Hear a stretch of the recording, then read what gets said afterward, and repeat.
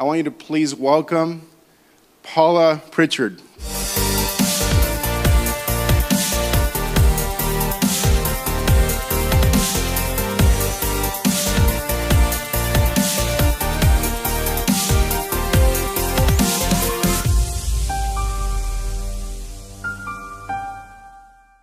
Anyway, welcome for being here. I know many of you probably don't know of me or know me because I have to tell you, a number of these speakers I'm not even familiar with. And when they asked me to speak here with you, the first thing I said was no, because I imagined that from the direction I could see that most of the people here would probably be in their 20s with computers in front of them, not really wanting to hear from someone like me on how to build a business offline.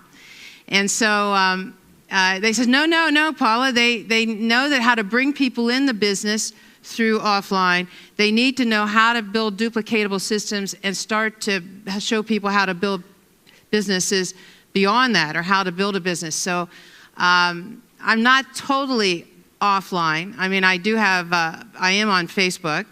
I really believe that was designed to really create more things for me to do.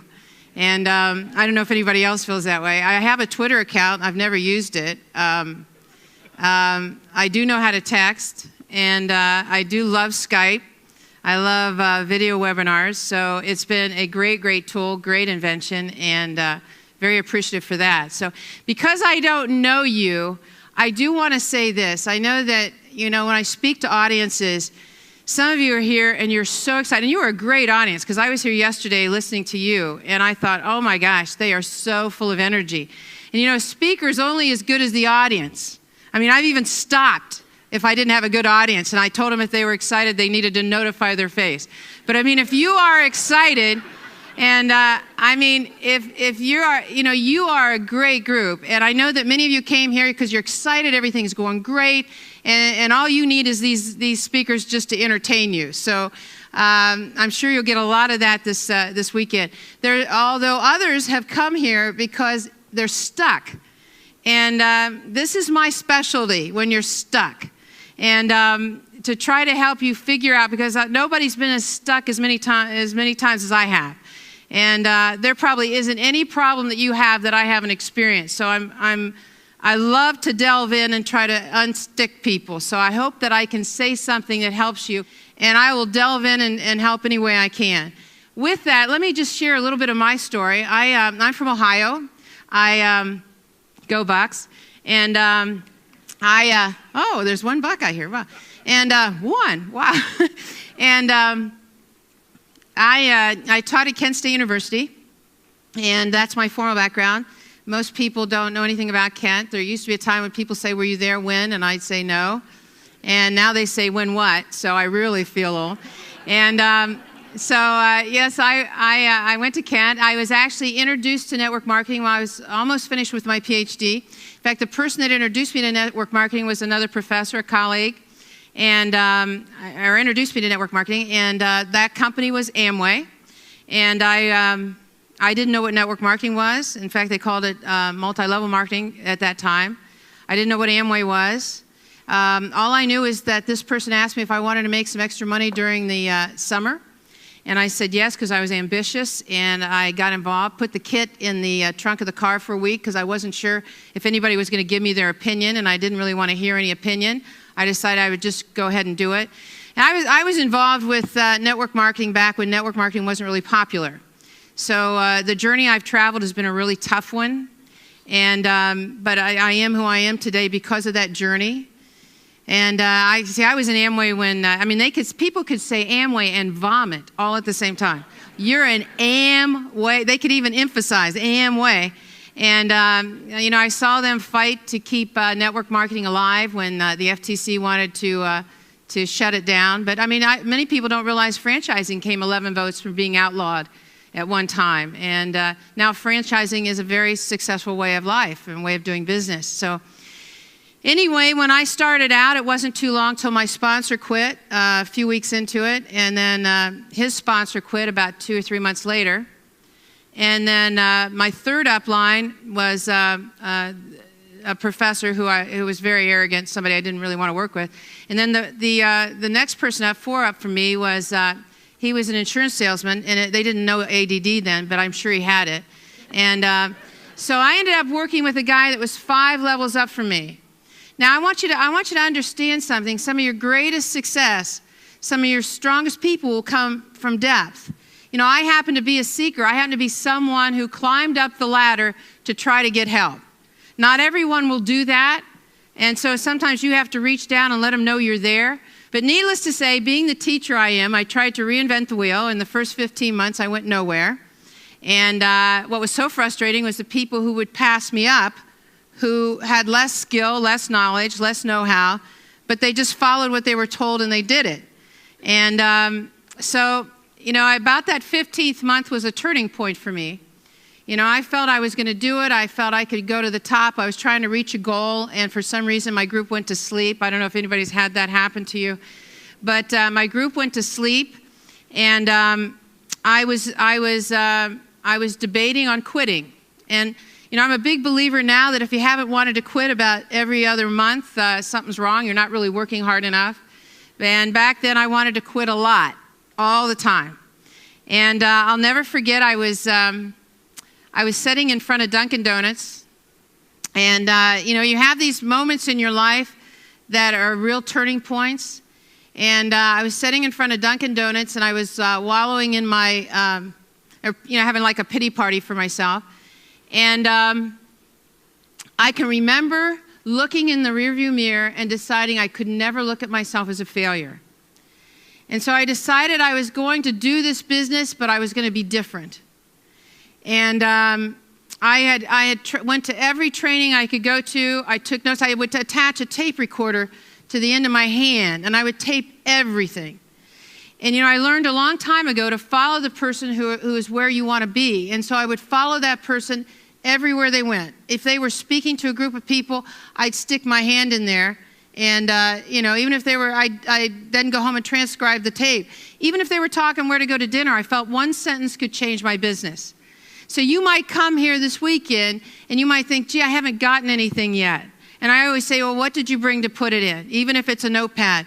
You know, you've got to pick up one sentence can change your business. That time when I was really depressed, the one thing that was said to me by this upline is he said, Paula, if your group doesn't excite you, you have the wrong group.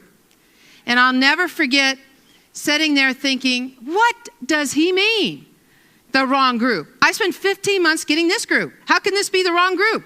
And if I go and do it again, how will I know if it's the right group? Isn't that I mean, I thought, what a stupid statement. And then the more I thought about it, I thought, excite me? What does he mean, excite me? I'm exciting them. All I do is call them up. You got to get this meeting, got to get this meeting, got to get there. Come on, you can do it, you can do it, you can do it. And I get them up, pumped up for about a day or two, and then they're back down again. And so, but you know, that sentence changed everything. And I understood it later, because what happened is I made a decision that I was going to do this thing. You know, I was going to climb to the top of the mountain or be dead on the side. I was not going to quit. And so I started out, and I thought I was committed, but I started out with a different attitude. And I can't tell you how important that was, because I adopted a saying which was kind of like, first of all, if it is to be, it's up to me. And I plastered it everywhere. And then when I would talk to people, I would say, listen, I'm going to the top with this thing. I'd like you to go with me. But either way, I'm still going. And all of a sudden, everybody started joining. And I think it was because of the fear of loss. They thought I was going to do it without them. And if they didn't hang on, they were going to be left behind. So that changed everything. And I have to tell you, from that, after that 15 months, my business soared. I eventually asked to get out of my contract. My life has been amazing. I've traveled the world, had exotic trips. I don't care whether it's to Monte Carlo or Barcelona or Rome or Paris or wherever. I've traveled the world. I've driven the cars. My favorite passion is motor coaches. I've had the motor coaches. I still do have a huge motor coach. I love it. Lived in the houses. Had the opportunity to create lots and lots of success stories. And even got an invitation to the White House, believe it or not. So, I mean, you never know. Lived in Europe for a while. You never know where network marketing is going to take you. And had I quit, the lives that would have been affected would be unbelievable. And so if you're one of those people that have thought about quitting, please, please, don't quit. Just hang in there and keep on keeping on. So let me give you one of the things when I was starting to build is I always used to think to myself, why don't they have an owner's manual on how network marketing works? Because I wanted to crack the code. I wanted to know, how does this work? Like the quick guide when you get a TV or something. And so what I want to do for you is just kind of crack the code. So the first thing I want you to know, I'm going to go fast because I have a lot to cover, but I want you to understand that you need to understand the business you're in. You know, you're in the distribution business. You're in the distribution business. You know, if you owned a McDonald's restaurant, you could only make as much money as hamburgers you could sell in one 24-hour period of time. You know, they're in the hamburger distribution business. You're in the whatever product you have distribution business. But if you had 10 McDonald's, you could make money while you were sleeping. That's leveraging your time. What your goal is to create multiple McDonald's, create multiple outlets. You do that, you'll make a fortune. And it's not important what other people think.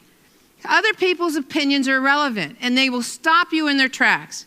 You know, I never hear somebody say, oh, you're a hairdresser. Oh, no, you're a hairdresser? Or you're a real estate person? But, you know, for some reason, when you say you're in a network marketing company, it like gives them a right to give you their opinion. And you have to understand that most people want to keep you in mediocrity. And you need to understand that from the get-go. You know, when I would have fear, and I wrote a lot about fear, but when I would have fear of what other people thought, I would think about the people on the stage, and I would think, whose opinion really matters? And it was their opinion. I wanted them to respect me. I wanted them to welcome me to their ranks. I wanted to be like them. So their opinion would be they would admire my persistence. They would admire the journey I took because they would know what it took to get up here. And so once I switched whose opinion was important, everything changed for me. Whoops. Okay. So you need to reprogram. This is not a hobby. This is a serious business. And you can seriously affect other people's lives in the world we live in if you go out there and change them one at a time. So let's talk first about a little bit of the facts about this business. Number one, there are only two ways to make money. You need to show the product and you need to show the business. Whether you do it online or offline, you got to do it one way or the other because that's the only way you can build a business like this. So anyway, you need to evaluate every day on how many times you showed the business. No is a requirement. You get paid for rejection. The only reason I'm up here is I've heard more no's than you, plain and simple. Understand yeses and no's are equal. So if I show a computer and I'm going to make $100 when I sell it, and I show it to the first person, they say no, the second person says no, the third person says 9 say no, the 10th one says yes. I did not make $100 on the 10th person. I made $10 every time I showed the computer. When you understand that, you will understand every time you're showing this business, you're making money. And if you do it enough, you can cash in eventually. You know, that I tell people, you know, if you're fearful of that no, you know, then you need to like put on a psychological suit of armor. You know, that's, you know, invincible to arrows, to no's, to bullets, to whatever. The other fact is that numbers are a requirement. When I was in a statistics course at Ohio State University, an undergraduate, they had an auditorium as big as this. And the professor at the front was explaining statistics, that it was a science, and talked about the Nielsen ratings and the election polls and how real it was and how predictable it was. And then he said, I'm going to name a date, and there will be so many people that have a birth date on that date. And he named the date, and he nailed it. And I can remember sitting in network marketing, in a network marketing meeting. There was probably 1,000 people there, and I was like a peon in the back, watching all these hot shots come across the stage in that day. And I can remember thinking, I don't think I can do this. How could I ever be successful? I don't know what they know. I'm not who they are. I'm not as slick. I'm not as poised. And I was sitting back there, and that statistics course came in my mind. And I thought, wait a minute. If I do the numbers and the ratios, I could be successful here. So I started to look at all the people I had shown the business to, and I looked at the ratios. And I eventually got myself 1 out of 3. For every 3 people I talked to, one wanted to see the business. For every 3 that wanted to see the business, 1 got involved. For every 3 that got involved, 1 did something. So all of a sudden, I could start to control my numbers and create my own success. And when I figured it out and I cracked that code and I was on the stage, all I wanted to do is tell everyone in the audience what the secret was, which in my opinion, the secret to success in network marketing is understanding the numbers and pushing through your own numbers. And then last of all, to know that the highest paid skills are recruiting and promoting. You know, I've analyzed a lot of people in network marketing, some of the top earners, and I'm going to tell you, some of the top earners are not the best presenters. Some of the top earners are not even the best trainers.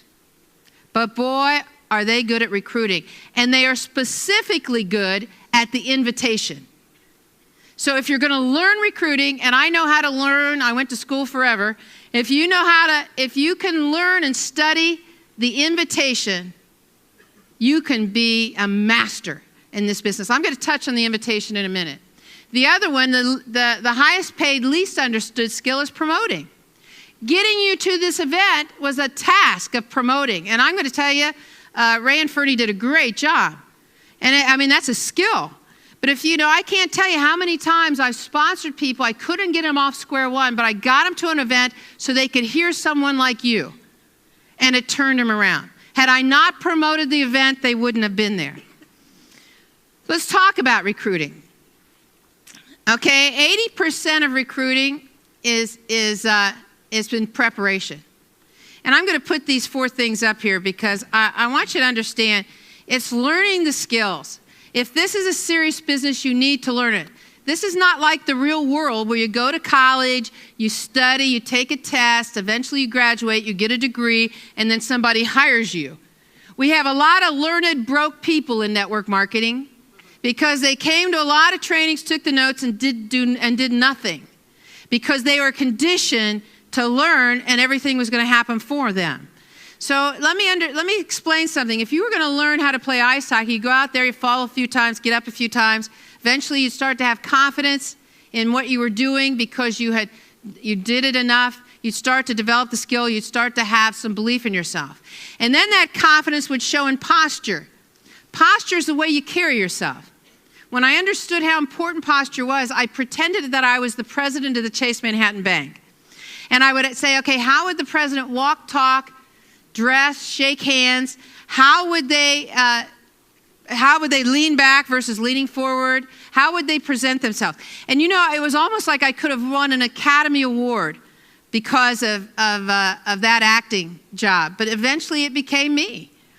And then goals. You know, people used to say, Paula, put your goals on a refrigerator. Put your goals on the mirror. But you know, when you don't reach them, it's just as easy to take them down as it was to put them up.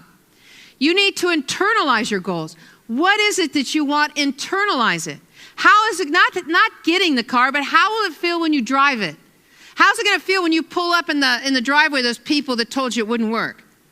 How's it going to feel when you get the keys to that new house and you open the door and you tell the kids to go pick their own room? How are you going to feel? And you know, all those no's that you get that kind of set you back, I want you to understand when you're on these trips and when you're driving those cars, it's hard to remember their names. So, and then as far as vision, you just need to work on that. Well, thank you. You know, vision is one of those things that, you know, when you tell the business story, it all has to do with what the vision is up here. If you have a teeny-weeny vision, you're going to tell a teeny-weeny story. You know, if you have a big vision, you're going to tell a big story. So you need to get that right. You know, this is part of your preparation. If you think you're going to go out there without being prepared and just go out and hit it and be successful, you're in for a rude awakening. The process is really only 20%. And, you know, getting your contacts is a flowing thing. You're constantly meeting contacts. You're constantly pulling in contacts from all different sources, whether it's from ads, whether it's from direct mail, whether it's from the internet, whether it's from Facebook, whether it's just going out and meeting people. You're constantly filling that funnel. I love that concept. And, You know, it's ever flowing because I want you to understand people right now need a solution. You know, I'm part of that baby boomer generation, and I want you to understand that a lot of my generation lost their pensions during the stock market slide about 10 years ago. And some of them think they're not going to retire at 65, they have to wait till 85. And you know, if they wait and hold those jobs, the younger generation can't move up into those jobs. They have to find other solutions. So, I mean, there are people out there that need a solution. Keep a running list. Now, on your computer, wherever, you know, just keep a running list and constantly be adding to it. And that's one of the things that I've done really well, because I'm going down there. I want you to know that when I go through, I'm constantly updating and adding to who I've talked to, who I've got, you know, in different phases of the pipeline, looking at different parts of the business. Non-issues, I want to talk about non-issues for a second. You know, one of the things I hate about people's opinion in network marketing is that you have to talk to your family and friends. I never talked to my family and friends. Are you kidding? They didn't qualify, a number of them. They didn't. And so people think, well, when you do it offline, you're talking to family and friends. You know, 10 years ago, I bought internet leads. I was never good at ads. I hated it. I hated direct mail. I hated ads. I wasn't good at leads on network marketing. I figured I should come here. Maybe I always like to stay current. Maybe there's ways I can get better at this Facebook thing. But at the end of the day, I managed to talk to people. And I wasn't always, necessarily outgoing. I would just listen. I'm good at listening. And when people would tell me what their wants were or what their hopes and dreams were, I would listen. And then I would come back with a solution. Warm and cold, that's all kind of a crazy thing. I mean, even when I meet people, the goal is to move them to the warm. Whether I meet them online, whether I would meet them through Facebook, whether I'd meet them face-to-face, is to move them in that direction. Focus on qualifications. You know, understand that only 50% of the population are available to you. Only 50% of the population are hardwired to be entrepreneurs. And I will remind you that the other 50%, those 50% that aren't, a lot of them get in your business anyway, and they drive you crazy. So 50%. So I'm looking for people who are entrepreneur-driven, people who want to own their own business. I'm looking for people who meet a qualification. They're self-starters. They're ambitious. They're positive. I was on the phone yesterday doing a three-way with a guy, and he was talking about selling, how good it was at selling, and he just couldn't get beyond the fact that, I'm not trying to get money out of people's pocket. I'm trying to put money in people's pocket. It's a whole different concept. So me drawing people to me who want money in their pocket is a lot easier than me going out and trying to sell things. So, I said to him, if I was going to build a restaurant and I was bringing on 5 partners, I'd want those 5 partners to have restaurant experience, either ran a restaurant, worked in a restaurant, cooked in a restaurant, ran employees. If they didn't have restaurant experience, had business experience, knew how to run a business, or I had marketing skills so we could market our restaurant. I wouldn't go to my neighbor and say, I need you as my partner in my restaurant. So why do we do that in network marketing? They used to teach years ago the 3-foot rule. And they used to also teach, if they fogged a mirror, that's the one you want. That's not how I build it. I'm looking for people who qualify. So I have to ask a number of questions. So let me, when you do your invitation, whether online or offline, I want to say, the invitation, as far as I'm concerned, is the gold mine. You master the invitation, you could be wealthy. And whether you master it online or offline, it doesn't matter. You master it and create the curiosity, you are home free. So I wanted to share with you just a couple things that I do. I'm going to give you a couple invitations. I try to focus on people's wants and solutions to things in their life. And the reason I do that is because I know that people are more concerned about themselves than they are me. They're more concerned about themselves and their family than anything else. So I need to appeal to that. Sometimes people run up and say, hey, I found a way we can make a lot of money. But you're leaving things to chance. What if that day they're their son put a ball through somebody's glass window, and next thing, or let the dog out, and next thing, did something that the dog bit somebody. Now they've got problems, or maybe they had a big leak in their house that their insurance won't cover, and now they got to pay. And you say money, and all they're thinking about, I've got to put the money towards that, when in reality, what they really wanted was a sports car, or what they really wanted was to travel more. So I always go for that sports car. I always go for the travel. I always go, if they hate their job, then I've got a solution, a way to get out of it. So I created, years ago, I used to have a stack of invitations. When you were in Amway, it was quite an education. I mean, we'd have invitations piled this high. We'd have how to answer objections piled this high. I mean, you had to learn, if somebody said this is what you said. If somebody said that, this is what you said. And it got to the point where it's just overwhelming. Who could ever learn that? So about 25 years ago, I created 3 different scripts, and I want to share them with you. The first one was a direct approach. And this is what I would do, and I had to learn offline because we didn't have online then. So what I learned is how to talk to people. And who I am today is because of that education. And I have to tell you, you could drop me in any city in this country where I know no one, and I could build a business because of that education. So direct was pretty much simply this. I wanted this person. So I had 4 steps I went through, and I want to share those 4 with you. The first one's called intro. The second one's called want. The third one's called lock in. And the fourth one's called close.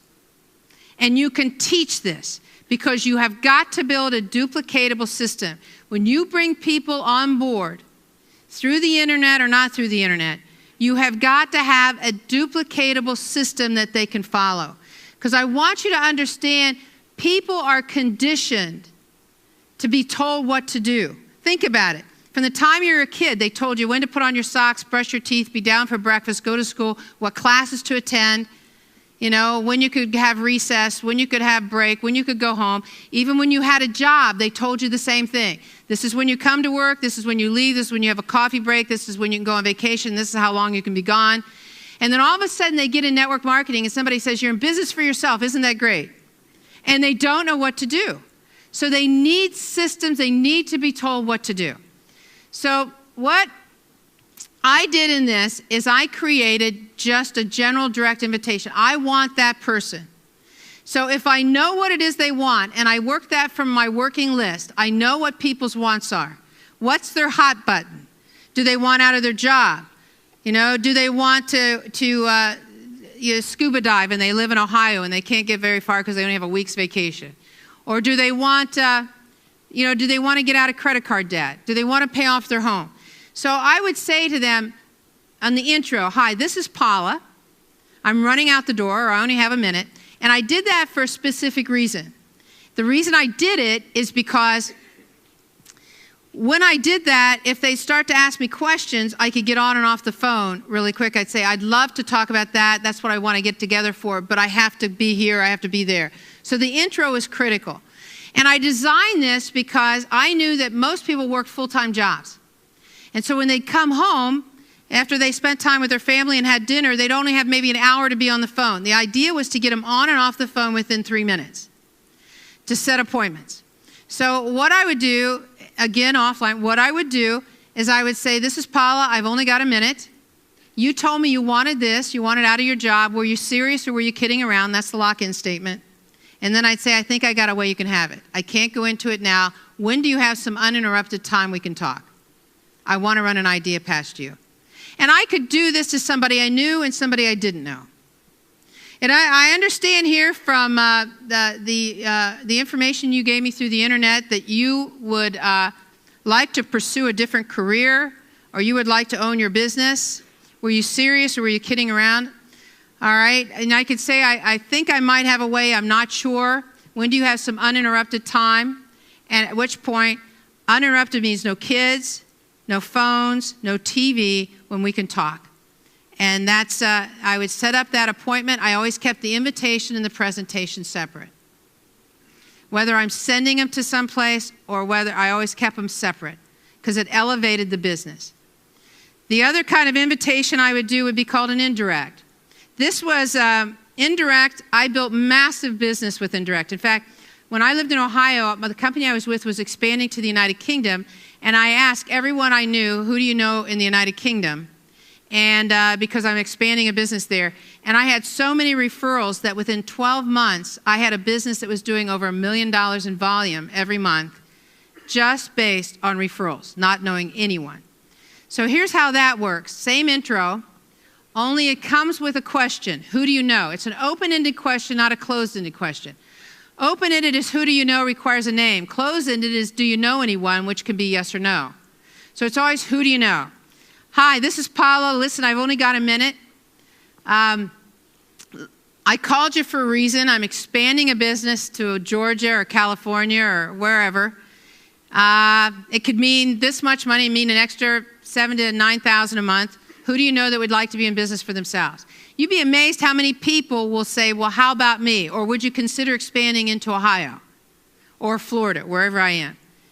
And I built massive businesses based on referral invitation. As far as the presentations, whether they're online or offline, and the follow-up, let me say something a little bit about the follow-up, probably more than anything, is, you know, the invitation is your first ego risk, because the invitation is the first possible point you could get a no. Whereas the follow-up is your second ego risk, because that's the next place you could get a no. And I find there's a huge breakdown in the follow-up. So when I get back to people, and you know, I used to make a joke about how people could put off asking for a yes or no, dragging it on forever. And understand this, and this is a very important point. How you invite somebody to see the business is their first training. So how you invite them, how you approach them, is they're going to evaluate your business based on that. So if you're attacking them, if you're trying to coax and convince them, they're going to think, gee, I love that opportunity, but if I have to coax and convince people like this person's doing to me, if I have to sell other people on this like they're doing to me, I wouldn't want to do that, so I'm going to tell them no. And you'll never know that the real reason you got to know was the way you approach them. Did you have the posture?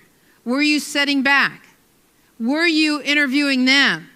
Or were you selling them? If your opportunity is so great, why do you have to sell them? I used to talk years ago about when you go to a job interview, and you know, you're probably a little nervous. You might want to look nice or practice a little bit what you think they might want to they're going to ask you at that interview. But I mean, if you were at a job interview and you knew it was a company you wanted, say a Fortune 500 company, and you wanted to work there, and then all of a sudden, halfway through the interviewer climbs over the table, grabs you by the throat and says, please take this job, would it put you back? Sure it would. It would put you back, because you'd say, gosh, what's wrong with the company? But you know, we do that when we present.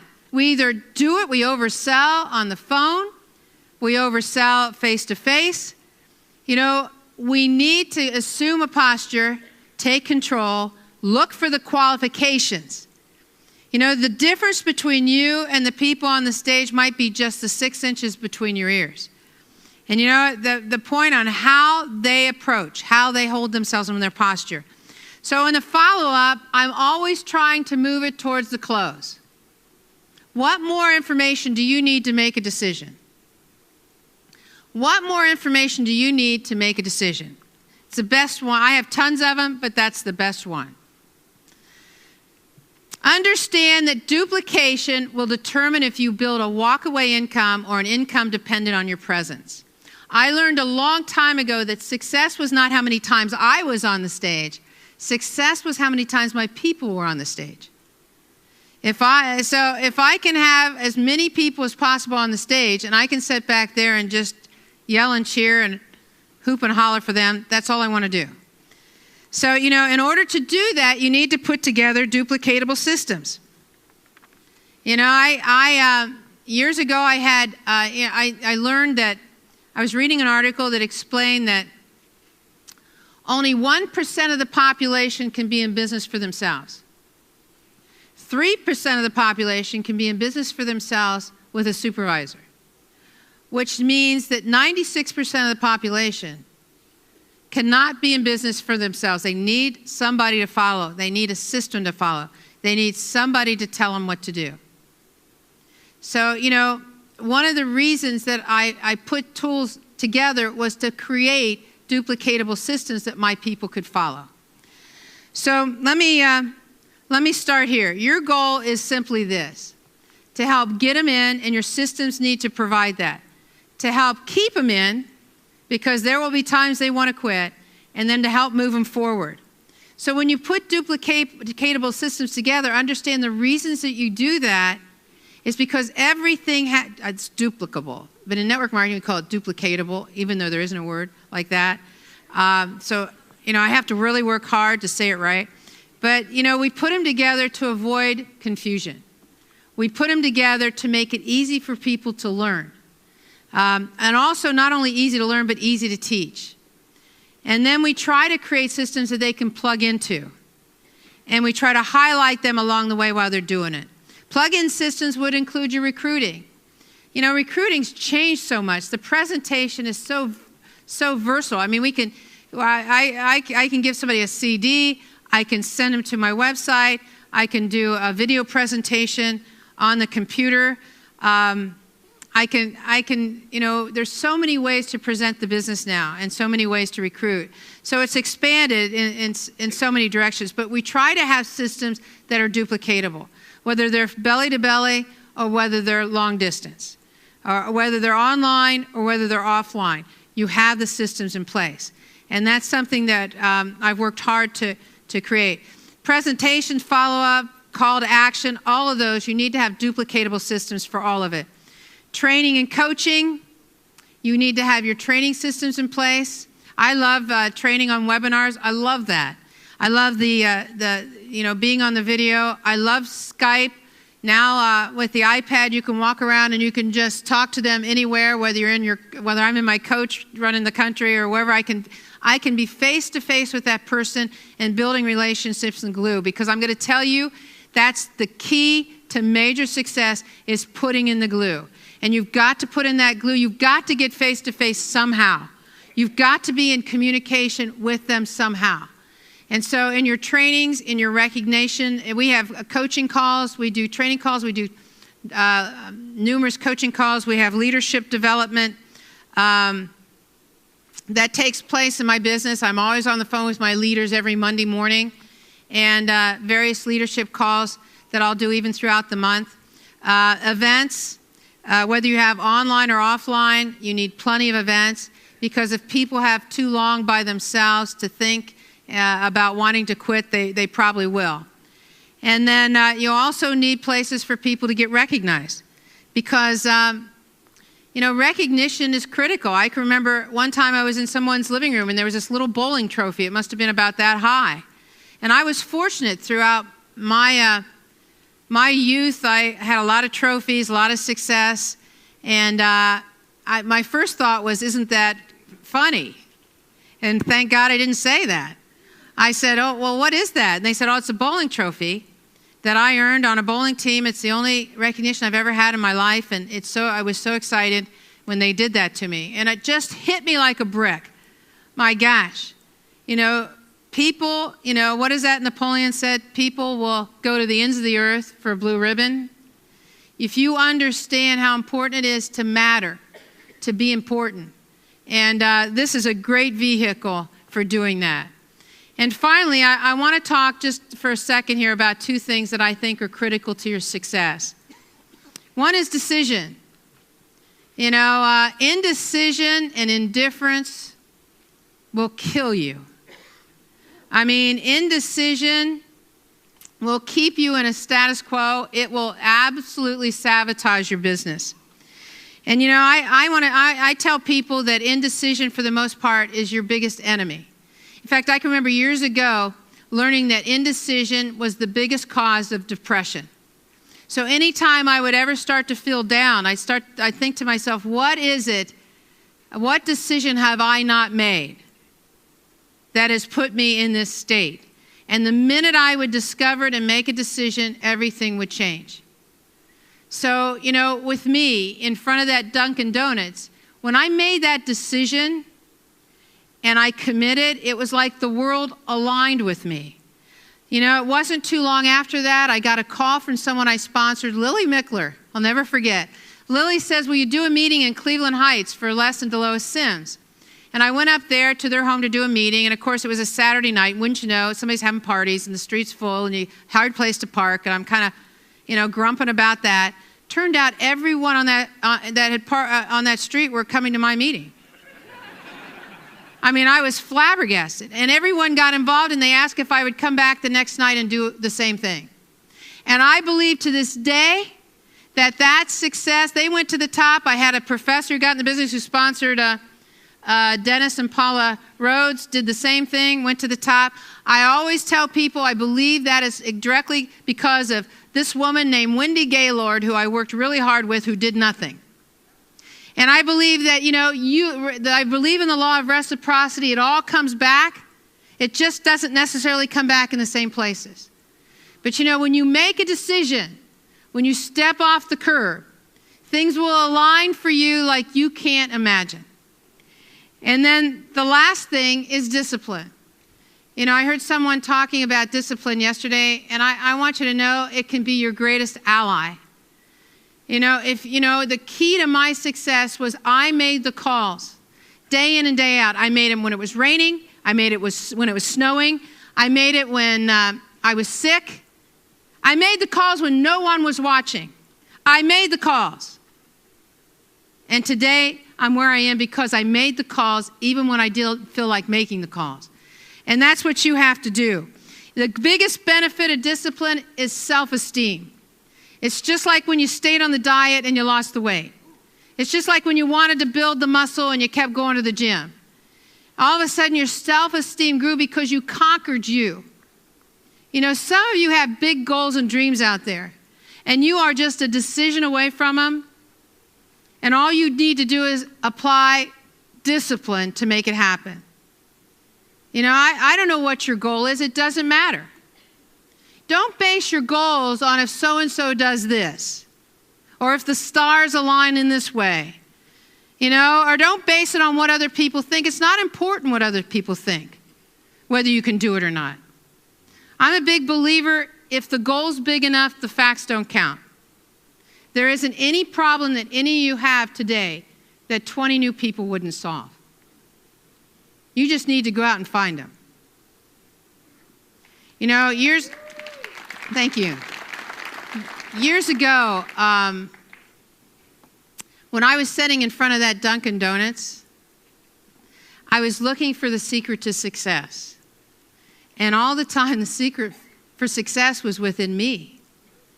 And I never thought to look there. And there is within you everything you need to be successful. Everything. You just need to start believing in yourself. You need to start to follow the path, because your life has a purpose. If I look back on my life, had I quit at Dunkin' Donuts, you cannot imagine the lives it would have affected. You can't believe the millionaires and the houses that have been paid off because I stuck in the thing. And you know, sometimes you don't understand the journey. Sometimes you don't understand the disappointments. Sometimes you don't understand the pain that you're going through until you follow this path. And then when you get towards the end, you understand what the real reason was. And I'm going to tell you, you got a real path and a real reason. So go out there and change some lives. Thank you. For a free 10-day online recruiting bootcamp and to dive deep into rejection-free sponsoring methods using the internet, click the link above or go directly to elitemarketingpro.com/go. I'll see you there.